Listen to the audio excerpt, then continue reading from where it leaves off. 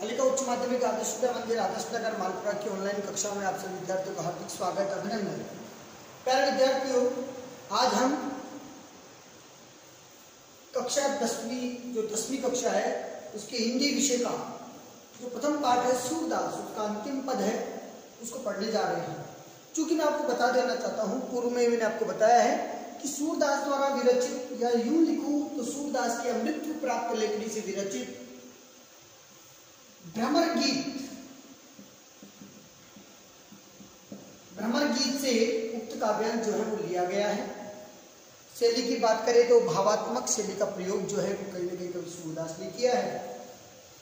मैं आपको बता देता हूं कि इस पूरे भ्रमर गीत का मुख्य पात्र तो जो है वो कृष्ण है, लेकिन इसके जो अन्य पात्रों की बात करें या संवाद पात्रों की बात करें तो वो उद्धव और गोपियां हैं, जिनके मध्य में वार्तालाप हो रही है। भगवान श्री कृष्ण ने ही उद्धव के अहंकार को तोड़ने के लिए और इन गोपियों को योग की माया, योग सिखाने के लिए मथुरा से गोकुल गांव में भेजा। अब आप देखिए कि उद्धव गोपियों को योग की बात करते, उद्धव जो है गोपियों को एकेश्वर बात की बात करते, ईश्वर की आराधना करने की बात करते हैं कि कृष्ण क्या है, कृष्ण कुछ नहीं है, ये सब उनको सिखाते हैं। लेकिन जो प्रभु से प्रेम करती हो, जो कृष्ण को प्रिय मानती हो, उसके लिए अन्य कोई वस्तु जो है त्याज्य है, अन्य कोई वस्तु जो है वो प्रेम के योग्य नहीं है। ये बात मन के मानने की बात थी, मन में अच्छी लगने वाली बात थी, और उद्धव की उसी बात को लेकर के कहीं भी गोपियों ने व्यंग्यात्मक शैली को अनेक प्रकार के उदाहरण देकर के उन्होंने कहा कि चाहे ये देखिए चाहे वो देखिए, हमारी भी स्थिति ऐसी है, हम कृष्ण के प्रेम के बिना नहीं रह सकते। अब उसके लिए चाहे कितने ही कष्ट सहने पड़े, लेकिन हम तो वैसी रहेंगी। और एक उक्ति चरितार्थ भी होती है, रामचरितमानस में लिखा है कि जाहि विधि राखे राम ताहि विधि रही। कहा कि जैसे राम रखे, जैसे ईश्वर रखे, वैसा रहना चाहिए। जाहि विधि राखे राम ताहि विधि रहिए, सीताराम सीताराम सीताराम कहिए। कहीं ना कहीं ये जो काव्यांश है ना, इस काव्यांश में वही है कि चाहे कुछ भी हो जाए, हम तो कृष्ण से ही प्रेम करेंगी, उनके अलावा कोई दूसरे संसार में अच्छा नहीं लगता। जैसे देखिएगा, उदाहरण देकर के इन्होंने दृष्टांत अलंकार और उदाहरण अलंकार का बखूबी उदाहरण सूरदास ने दिया है। और अपन हम लोग आगे पढ़ते हैं। उद्धव मन माने की बात, उद्धव मन माने की बात, दाख चुहारा छाड़ी अमृत फल विष किया विषिखात। क्या लिखा कि हे उद्धव, उद्धव का मतलब उद्धव, हे उद्धव मन के मानने की बात है।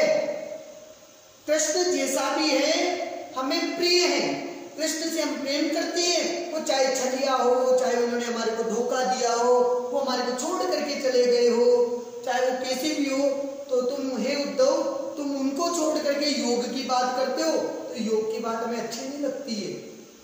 चाहे कृष्ण कैसे भी हो, लेकिन जैसे भी है वो हमें अच्छे लगते, हमारे मन को अच्छे लगते, मन में प्रिय लगते। ये तो मन के मानने की बात है। मन मानता है, क्या मानता है? कृष्ण से जो प्रेम करना है ना, ये कृष्ण प्रेम जो है ना, ये तो मन मानता है, उसमें मन में बड़ा आनंद आता है। चाहे वो कैसे भी कृष्ण रहे होंगे, लेकिन उनसे प्रेम करना हमारे मन को अच्छा लगता है। तो उद्धव मन माने की बात, मन के अच्छे लगने की बात है। कृष्ण से प्रेम करना हमारे मन को अच्छा लगता है, इसलिए चाहे वो कैसे भी करते होंगे, चाहे कैसे भी करते होंगे, या चाहे उसने हम व्यक्तियों को कष्ट भी दिया होगा, हम गोपिकाओं को चाहे कृष्ण ने कष्ट दिया है, दुख दिया है, लेकिन हम तो कष्ट पाकर के भी उनसे प्रेम करती है। क्या करती है? कष्ट प्राप्त करने के बावजूद प्रेम करती है, दुख वेदना सारी सहन करने के बाद भी हम तो कृष्ण से प्रेम करती है। क्यों करती है? क्योंकि हमारे मन को अच्छा लगता है, मन माने की बात है, मन को अच्छा लगने की बात है। वो जैसे भी है हमें प्रिय है, हमारे मन को अच्छे लगते हैं, चाहे उन्होंने कितने कष्ट दिए हो, फिर भी हम तो उनसे प्रेम करते हैं। जैसे कैसे करते हैं? जैसे दाख चुहारा छाड़ी अमृत फल। अमृत कहते हैं मधुर, मधुर फल कौन कौन से? दाख, अंगूर जो होता है वो अंगूर से बनता है दाख। अंगूर को सुखाने के बाद दाख बनता है। छुआरा ये भी एक प्रकार का मेवा होता है जो खजूर से बनते हैं, खजूर को सुखाने से मेवा ये छुआरा बनता है। तो दाख यानी अंगूर का जो दाख बनता है, उस दाख और छुआरे को छोड़ करके अमृत फल, ये मधुर फल है, इन मधुर फल दाख और छुआरे को छोड़ करके विष का कीड़ा क्या खाता है? केवल विष ही खाता है। क्या कहा? गोपिकाएं कहती है जैसे विष का कीड़ा मधुर फल दाख और छुआरा, उसको पता है मीठे अच्छे स्वादिष्ट है, लेकिन इन दोनों को छोड़ करके विष ही खाएगा। उसको पता है विष जो है वो जहरीला है, वो जो है अच्छी वस्तु नहीं है, तुच्छ वस्तु है, तो भी विष का कीड़ा विष ही खाता है, चाहे वो उसको नुकसान दे तो ठीक, नहीं दे तो ठीक। तो यही बात उन्होंने कही कि जैसे अमृत मधुर फल दाख और छुआरे, जैसे मधुर फल को छोड़ करके भी विष का कीड़ा विष ही खाता है, वैसे ही चाहे कृष्ण हमें कैसे भी कष्ट दे, हमें तो कृष्ण ही अच्छे लगते हैं। तो कहीं ना कहीं विष कीड़े में आप देखिएगा गोपिकाएं अपने आप को विष कीड़ा मानती है कि दाख छुआरा ये योग ये ईश्वर ये भले अमृत फल होंगे, लेकिन हम तो उन विष कीड़े की तरह हैं जो केवल विष का चाहता है। हम तो केवल कृष्ण से प्रेम करते हैं, कोई ईश्वर हमारे लिए तो सब कुछ वो है, तन समर्पित मन समर्पित और ये जीवन समर्पित। ये गोपिकाओं ने कहा। आगे क्या कहा? आगे फिर उदाहरण दिया, जो चकोर को दे कपूर को। कोई, कौन का मतलब कोई, कोई चकोर यानी चक्रवात पक्षी जो होता है, जैसे कोई चक्रवात पक्षी को कपूर दे, सुगंधित पदार्थ है, लेकिन देखो कपूर जो है वो सुगंधित के साथ साथ उसकी एक तासीर है, वो शीतल होता है, ठंडा होता है। लेकिन चकोर क्या करता है कि कोई चकोर पक्षी को, जैसे कोई चकोर पक्षी को कपूर सुगंधित और ठंडा पदार्थ दे, लेकिन वो उसे त्याग करके तजी त्याग कर छोड़कर अंगार अघात, अंगार कहते आग का गोला, अंगारा, अघात का मतलब लेना, वो तो केवल क्या लेता है? केवल अंगारे, आग के अंगारों को ही अघात यानी निगलता है या खाता है या लेता है। देखिएगा आगे क्या लिखा कि जो चकोर को दे कपूर को, क्या लिखा कि जैसे कोई चकोर पक्षी जो होता है, चक्रवात पक्षी जो होता है, उसको कोई कपूर ला करके दे, शीतल करने वाला सुगंधित पदार्थ कपूर उसको कोई दे, तो उसको त्याग करके वो तो केवल अंगारे को ही निगलने का काम करता है, आग के अंगारे ही निकलता है। उसको पता है कि आग के अंगारे से उसको नुकसान हो जाएगा, लेकिन वो तो उसी को खाता है, कपूर को नहीं खाता। अब आगे देखिएगा, आगे उदाहरण में क्या लिखा कि मधुक करत घर और काठ में, काठ जो होती है लकड़ी कठोर होती है, लकड़ी बड़ी कठोर होती है, सहजता से छूटती नहीं है, लेकिन फिर भी भंवरा क्या करता है? भ्रमर जो होता है, भंवरा जो होता है, फोरी तोड़ करके या फोड़ करके, किसको? काठ को, लकड़ी को फोड़ करके, लकड़ी को तोड़ करके उसमें क्या करता है? अपना घर बनाता है। लकड़ी कठोर है, उस कठोर लकड़ी को भी फोड़ करके तोड़ करके उसमें घर बनाता है। मधुप करत घर फोड़ काठ में, लकड़ी जो कठोर लकड़ी है उसको तोड़ करके उसको फोड़ करके भंवरा उसमें भी घर बना लेता है। जबकि बंदत कमल के पात, कमल जो होता है उसके जो पत्ते होते हैं, पात का मतलब है पत्ते, उन कमल के कोमल पत्तों में वो बन जाता है।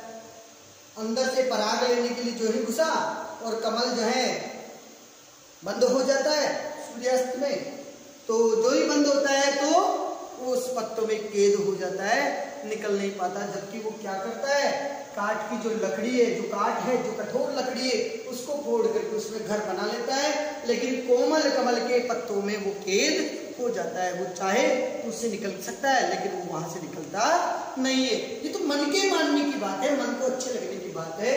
तो कमल जो भंवरा है, उसके कमल के कोमल पत्ते अच्छे लगते हैं, इसलिए वो उसी में रहता है, निकलता ही नहीं है। जबकि वो चाहे तो कर सकता है। तो कहा कि जैसे भंवरा जो होता है वो काठ की लकड़ी को तोड़ करके उसमें घर बना लेता है, लेकिन कमल के कोमल पत्तों में बंध जाता है। आगे क्या कहा, जो पतंग हित जानी आपनो दीपक सो लपटा। क्या कहा, जैसे पतंगा, पतंगा जो होता है लाइट में या दीपक में, आग की जो दीपक की लो होती है उसमें फड़कने वाला एक जीव है, प्राणी है। पतंगा जो होता है हित जानकर, लाभ जान करके, आपनो स्वयं का लाभ जान करके दीपक सो लपटा, दीपक से लिपट जाता है। उसे पता है जल करके राख हो जाएंगे, लेकिन उसका स्नेह देखिए, उसका प्रेम देखिए, उस प्रेम के वशीभूत होकर के, उस प्रेम के कहीं कहीं उस प्रेम के प्रभाव में क्या करता है कि जो पतंगा है अपना हित जान करके दीपक से लपट जाता है, दीपक से लपट करके अपने आप को नष्ट कर लेता है। आगे कहा, सूरदास जाको मन जासो, जिसका जैसा मन है, जाको यानी जिसका जैसा, जिसका जैसा मन हो, सोई ताही सुहाग, उसे वैसा ही सुहाग यानी अच्छा लगता है, उसे तो वैसा ही अच्छा लगता है जिसका जैसा मन हो। सोई यानी उसको, या यूं कहे तो वही सुहाग यानी प्रिय लगता है। कि सूरदास जाको मन जासो, जिसका मन जैसा है, सोई ताही सुहाग, उसको वैसा ही अच्छा लगता है, उसको वैसा ही प्रिय लगता है। अब देखिएगा कि जिसका जैसा मन होगा उसको वैसा भाव अच्छा लगेगा।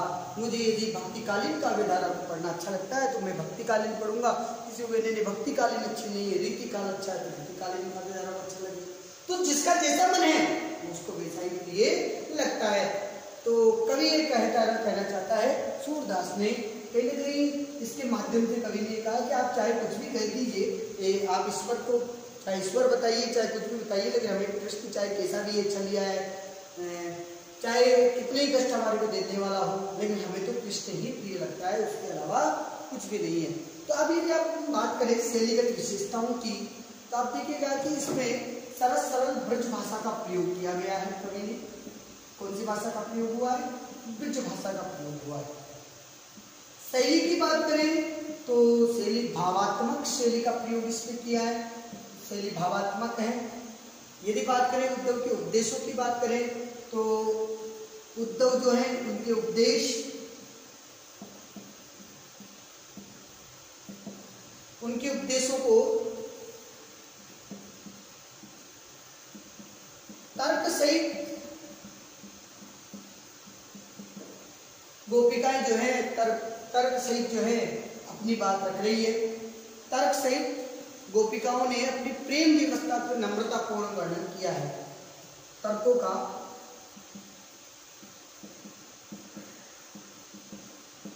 गोपियों ने अपनी प्रेम व्यवस्था का